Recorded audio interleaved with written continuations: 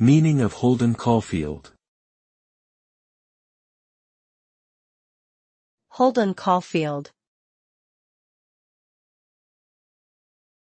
Holden Caulfield. Holden Caulfield. Holden Caulfield. Holden Caulfield is the protagonist of J.D. Salinger's novel The Catcher in the Rye.